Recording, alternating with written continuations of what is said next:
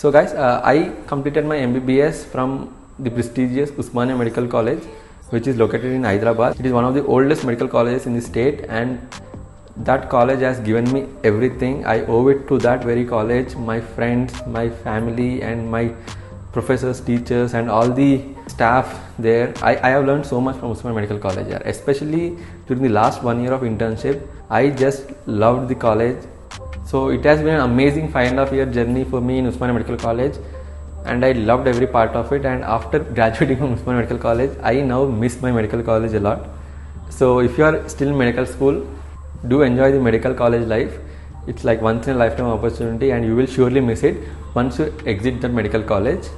Take my word for it.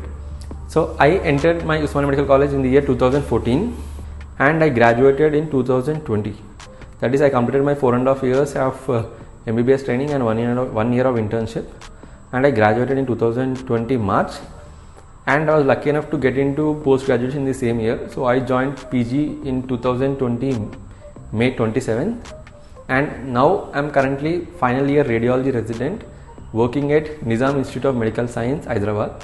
So I am very grateful that I was able to get into PG immediately after medicine, and that's about me.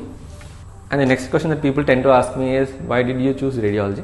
So guys, when I was giving my entrance exam, and even before giving the entrance exam, I always wanted to take pediatrics because I was interested in pediatrics, because my internship posting, I did it from this amazing hospital called Nilofar Hospital for Women and Children, and I just fell in love with all the kids and the hospital itself, and I wanted to join that particular hospital after completing my MBBS.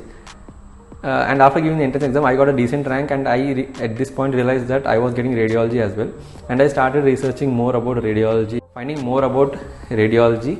So guys, one advice here is that after giving your entrance exam, and if you're planning on to take any particular field, you need to ask 3 people regarding that field. So one person is going to be your second year resident in that particular field, and it's even better if you could ask a resident from the hospital where you want to take, and you need to ask someone who has passed out of PG at least 4 to 5 years. So he has completed radiology and he has been working outside for 4 to 5 years. And the third person you need to ask is someone who is doing extremely well in that field and who has at least 10 to 15 years of experience as a consultant in this field. So these 3 people will give you the exact idea on how that field is and will it work for you or not. So the resident will give you insights about the residency life. You will be a resident for 3 years. So even these 3 years matter. So learn about the lifestyle and how it all happens in the 3 years, so that you don't suffer as a resident, because these days lot of people are joining lot of medical colleges, lot of departments, and they're leaving after that. First of all, you need to, for you to crack and join a medical college as a postgraduate is a very difficult task. So, and the people who are topping these exams are taking field of their choice, but they are leaving it after 1 month, 2 months, after paying fine. So don't be that student. Research properly before you join a field.